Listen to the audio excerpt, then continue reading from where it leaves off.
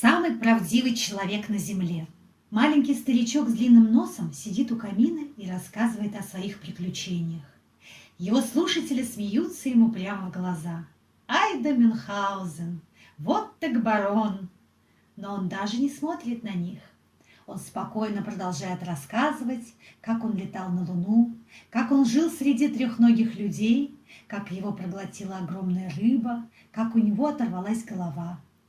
Однажды какой-то проезжий слушал его и вдруг закричал: «Все это выдумки, ничего этого не было, о чем ты рассказываешь!» Старичок насупился и важно ответил: «Те графы, бароны, князья и султаны, которых я имел честь называть лучшими своими друзьями, всегда говорили, что я самый правдивый человек на земле». Кругом захохотали еще громче. «Мюнхгаузен! Правдивый человек! Ха-ха-ха!» А Мюнхгаузен, как ни в чем не бывало, продолжал рассказывать о том, какое на голове у оленя выросло чудесное дерево. Дерево? На голове у оленя? Да, вишневое, и на дереве вишни, такие сочные, сладкие. Все эти рассказы напечатаны здесь, в этой книге. Прочтите их и судите сами, был ли на земле человек правдивее барона Мюнхгаузена. Я выехал в Россию верхом на коне. Дело было зимой, шел снег. Конь устал и начал спотыкаться. Мне сильно хотелось спать. Я чуть не падал с седла от усталости, но напрасно искал я ночлега. В пути не попалось мне ни одной деревушки. Что было делать? Пришлось ночевать на открытом поле. Кругом ни куста, ни дерева, только маленький столбик торчал из-под снега. К этому столбику я кое-как привязал своего озябшего коня, а сам улегся тут же на снегу и заснул. Спал я долго, а когда проснулся, я увидел, что лежу не в поле, а в деревне, или вернее в небольшом городке. Со всех сторон меня окружают дома. Что такое? Куда я попал? Как могли эти дома вырасти здесь за одну ночь? И куда девался мой конь? Долго я не понимал, что случилось. Вдруг слышу знакомое ржание. Это ржет мой конь. Но где же он? Ржание доносится откуда-то сверху. Я поднимаю голову. И что же? Мой конь висит на крыше колокольни. Он привязан к самому кресту. В одну минуту я понял, в чем дело. Вчера вечером весь этот городок со всеми людьми и домами был занесен глубоким снегом, и наружу торчал только верхушка креста. Я не знал, что это крест. Мне показалось, что это маленький столбик, и я привязал к нему моего усталого коня. А ночью, пока я спал, началась сильная оттепель. Снег растаял, и я незаметно опустился на землю. Но мой бедный конь так и остался там, наверху, на крыше, привязанный к кресту колокольни. Он не мог спуститься на землю. Что делать? Недолго думая, хватаю пистолет, метко прицеливаюсь и попадаю прямо в уздечку, потому что я всегда был отличным стрелком. Уздечка пополам, конь быстро спускается ко мне, я вскакиваю на него и, как ветер, скачу вперед. Искры из глаз. В Петербурге мне жилось хорошо. Я часто ходил на охоту и теперь с удовольствием вспоминаю то веселое время, когда со мною чуть не каждый день случалось столько чудесных историй. Одна история была очень забавна. Дело в том, что из окна моей спальни был виден обширный пруд, где водилось очень много всякой дичи. Однажды утром, подойдя к окну, я заметил на пруду диких уток. Мигом схватил я ружье и, сломя голову, выбежал из дому. Но в попыхах, сбегая с лестницы, я ударился головою о дверь, да так сильно, что из глаз у меня посыпались искры. Это не остановило меня. Я побежал дальше. Вот, наконец, и пруд. Прицеливаюсь в самую жирную утку. Хочу выстрелить. И к ужасу моему замечаю, что в ружье нет кремня. А без кремня невозможно стрелять. Побежать домой за кремнем? Но ведь утки могут улететь. Я печально опустил ружье, проклиная свою судьбу. И вдруг мне пришла в голову блестящая мысль. Изо всей силы я ударил себя кулаком по правому глазу. Из глаза, конечно, так и посыпались искры, и порох в то же мгновение вспыхнул. Да, порох вспыхнул, ружье выстрелило, и я убил одним выстрелом 10 отличнейших уток. Советую вам всякий раз, когда вы вздумаете развести огонь, добывать из правого глаза такие же искры.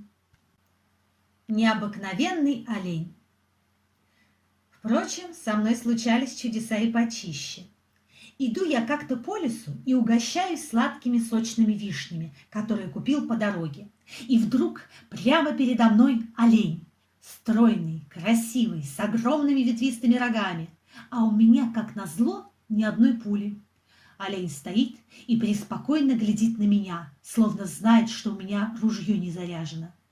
К счастью, у меня осталось еще несколько вишен, и я зарядил ружье вместо пули вишневой косточкой. Да-да, не смейтесь, обыкновенной вишневой косточкой.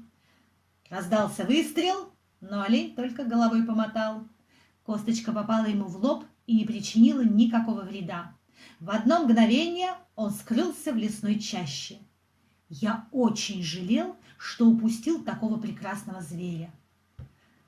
Год спустя я снова охотился в том же лесу. Конечно, к тому времени я совсем позабыл об истории с вишневой косточкой. Каково же было мое изумление, когда из чащи леса прямо на меня выпрыгнул великолепный олень, у которого между рогами росло высокое, развесистое вишневое дерево. Ах, поверьте, это было очень красиво. Стройный олень, а на голове у него стройное дерево. Я сразу догадался, что это дерево выросло из той маленькой косточки, которая в прошлом году послужила мне пулей. На этот раз у меня не было недостатков в зарядах. Я прицелился, выстрелил, и олень замертво грохнулся на землю. Таким образом, с одного выстрела я сразу получил и жаркое, и вишневый компот, потому что дерево было покрыто крупными спелыми вишнями. Должен сознаться, что более вкусных вишен я не пробовал за всю свою жизнь. Верхом на ядре. Впрочем, во время Турецкой войны мне довелось ездить верхом не только на конях, но и на пушечных ядрах. Произошло это так. Мы осаждали какой-то турецкий город, и понадобилось нашему командиру узнать, много ли в том городе пушек. Но во всей нашей армии не нашлось храбреца, который согласился бы незаметно пробраться в неприятельский лагерь. Храбрее всех, конечно, оказался я. Я стал рядом с огромнейшей пушкой, которая палила по турецкому городу, и когда из пушки вылетело ядро, я вскочил на него верхом и лихо понесся вперед. Все в один голос воскликнули: «Браво! Браво, барон Мюнхгаузен!» Сперва я летел с удовольствием, но когда вдали показался неприятельский город, меня охватили тревожные мысли. Сказал я себе, — «влететь-то ты, пожалуй, влетишь, но удастся ли тебе оттуда выбраться? Враги не станут церемониться с тобой, они схватят тебя как шпиона и повесят на ближайшей виселице. Нет, милый Мюнхгаузен, надо тебе возвращаться, покуда не поздно». В эту минуту мимо меня пролетало встречное ядро, пущенное турками в наш лагерь. Недолго думая, я пересел на него и, как ни в чем не бывало, помчался обратно. Конечно, во время полета я тщательно пересчитал все турецкие пушки и привез своему командиру самые точные сведения об артиллерии врага. За волосы. Вообще, за время этой войны со мной было немало приключений. Однажды, спасаясь от турок, попробовал я перепрыгнуть болото верхом на коне, но конь не допрыгнул до берега, и мы с разбегу шлепнулись в жидкую грязь. Шлепнулись и стали тонуть. Спасения не было. Болото с ужасной быстротой засасывало нас глубже и глубже. Вот уже все туловище моего коня скрылось в зловонной грязи. Вот уже и моя голова стала погружаться в болото, и оттуда торчит лишь косичка моего парика. Что было делать? Мы непременно погибли бы, если бы не удивительная сила моих рук. Я страшный силач. Схватив себя за эту косичку, я изо всех сил дернул вверх и без большого труда вытащил из болота и себя, и своего коня, которого крепко сжал обеими ногами, как щипцами. Да, я приподнял на воздух и себя, и своего коня. И если вы думаете, что это легко, попробуйте проделать это сами. Пчелиный пастух и медведи. Но ни сила, ни храбрость не спасли меня от страшной беды. Однажды во время боя турки окружили меня, и хотя я бился как тигр, я все же попался к ним в плен. Они связали меня и продали в рабство. Для меня начались черные дни.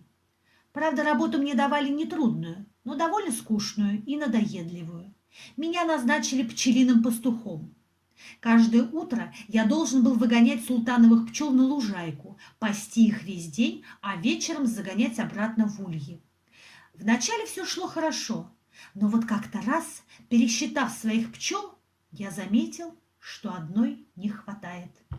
Я отправился искать ее и скоро увидел, что на нее напали два огромных медведя, которые, очевидно, хотели разорвать ее надвое и полакомиться ее сладким медом. У меня не было с собой никакого оружия, только маленький серебряный топорик. Я размахнулся и пустил этим топориком в жадных зверей, чтобы испугать их и освободить бедную пчелку. Медведи бросились бежать, и пчелка была спасена. Но, к несчастью, я не рассчитал размаха своей могучей руки и швырнул топорик с такой силой, что он залетел на Луну. Да, на Луну. Вы качаете головой и смеетесь, а мне в ту пору было не до смеха. Я задумался, что же мне делать? Где достать такую длинную лестницу, чтобы добраться до самой Луны? Первое путешествие на Луну. К счастью, я вспомнил, что в Турции есть такой огородный овощ, который растет очень быстро и порою дорастает до самого неба. Это турецкие бобы. Ни минуты немедля я посадил в землю один из таких бобов, и он тотчас же начал расти. Он рос все выше и выше, и вскоре дотянулся до Луны. «Ура!» — воскликнул я и полез по стеблю вверх. Через час я очутился на Луне. Нелегко мне было найти на Луне серебряный свой топорик. Луна серебряная и топорик серебряный. Серебра на серебре не видно. Но в конце концов я все же отыскал мой топорик на куче гнилой соломы. Я с радостью засунул его за пояс и хотел спуститься вниз на землю. Но не тут-то было. Солнце высушило мой бобовый стебелек, и он рассыпался на мелкие части.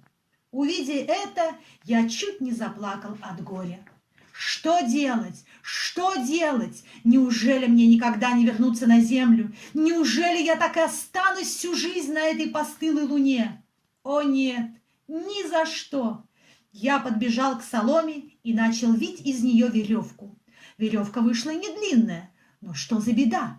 Я начал спускаться по ней. Одной рукой я скользил по веревке, а другой держал топорик. Но скоро веревка кончилась, и я повис в воздухе между небом и землей. Это было ужасно, но я не растерялся. Недолго думая, я схватил топорик и, крепко взявшись за нижний конец веревки, отрубил ее верхний конец и привязал его к нижнему. Это дало возможность спускаться ниже к земле. Но все же до земли было далеко. Много раз приходилось мне отрубать верхнюю половину веревки и привязывать ее к нижней. Наконец я спустился так низко, что мог рассмотреть городские дома и дворцы. До земли оставалось всего 3 или 4 мили. И вдруг, о ужас! Веревка оборвалась. Я грохнулся на землю с такой силой, что пробил яму глубиной, по крайней мере, в полмили. Придя в себя, я долго не знал, как мне выкарабкаться из этой глубокой ямы. Целый день я не ел, не пил, а все думал и думал. И, наконец, додумался. Выкопал ногтями ступеньки и по этой лестнице забрался на поверхность земли. О, Мюнхгаузен, нигде не пропадет!